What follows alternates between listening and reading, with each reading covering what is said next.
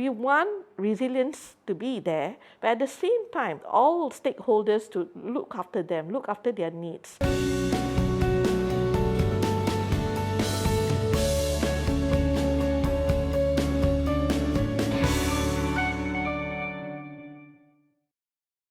The foreseeable future for workers, first of course as a worker, if I'm not well communicated in terms of what are the changes that I'm required to undergo, then I will be at a loss, I'll be confused. Because of this competition in terms of the global landscape, in terms of digitalization and sustainability, our workforce need to look at new skills. And therefore, together with the union and of course with the industry partners, we have this alliance for future maritime talent, looking at job redesign and also the new skills that are required in the near future. So I think those are areas in which we can do together with the industry and the union to make sure that no ones are left behind, but keep up with the pace to meet the competition of the world. One of the increasing competencies that we will all need for the future is systems thinking. And somebody who's familiar with different roles, different jobs, different options is better at understanding how the system works and can innovate better. Of course, once you have multiple options and you have ways to run, it means that your workforce is more resilient. Shipping itself has also evolved, right? To meet the competitive environment, ships are getting bigger. Ships are also carrying the new fuel, renewable fuels and all that in the future. In that regard, actually for MPA, we had our refreshed industry transformation map, which we then communicate together with the industry leaders and union to all the companies to tell them exactly and clearly that this is the refreshed ITM that looks at resiliency, that looks at innovation, that look at new skills. The group of workers, which is going to be a challenge.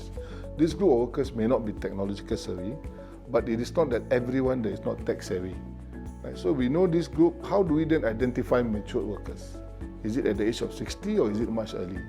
So as a responsible employer, they should start to identify and train and transform this group of workers, maybe even at 50s. The very fundamental role of the union is to protect jobs, to negotiate for collective agreement, to represent our workers in the grievance and the difficulties they have at workplace. But I think in a new union concept, I think more resources must be channeled in trying to be part of this change, the part of the transformation that organizations are riding on, and see that how we can better help our workers to sail through the change, to sail through the transformation process. The role of union is actually more about workplace, a voice for workers at the workplace. I think we heard now a lot Singaporeans, I don't really see the unions work because a lot of our things all the while has been done at the back end. We quarrel, we bang the table, we didn't flip the table. Industrial action, you've seen those in the 60s and 70s. But the unions of today, we believe in sitting down, negotiating what is the best. The best to us for me to know that your job is still be there. Unions have been perceived to largely have what we call an insurance role. That means when something bad happens, go to the unions and unions can help. We think that there's a lot more that unions can do. You can also have an investment role. We suggested that because of the different services as well as different support that unions have been able to settle over the years, they can provide what we call a lifetime mentorship and coaching office equivalent to workers. And that's important because once people go out to work, you find that the help that they seek tends to be episodic whenever they need it.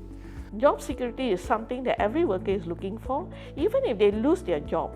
What is a turnaround time for them to get another job? That is important. I think we need to help them in the interim. When they have lost a job, and between losing a job and getting another one, there is a big gap. Being unemployed is not just about not having a job. It's also a hit on the self-esteem. There's a loss of income. There's a certain set of societal expectations they feel that they have not quite met. And then there are some societal perceptions they feel that they want to avoid or they want to deal with.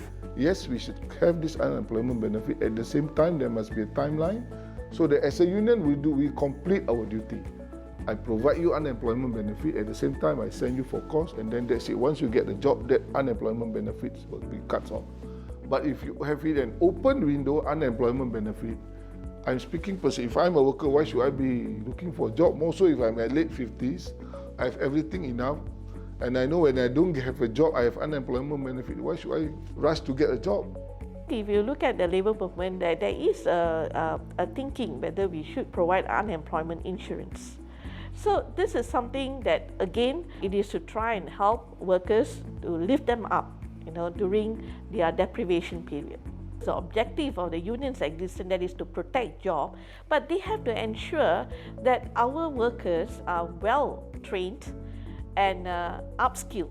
When there are resistance among workers, to do that, this is where the union comes in to give them the kind of encouragement, to support them and handhold them through the difficult times. I think any initiatives that we put together to help them needs to look at them as whole people, whole persons, covering both the monetary aspects, whether it's unemployment or subsidies or workfare or whatever it might be, to the other aspects, which is the non-monetary. How do you support them, encourage them so that they feel that this period in their lives was a productive one, and that as a community, as a society, right, we know things happen, but we're going to help each other out as much as we can.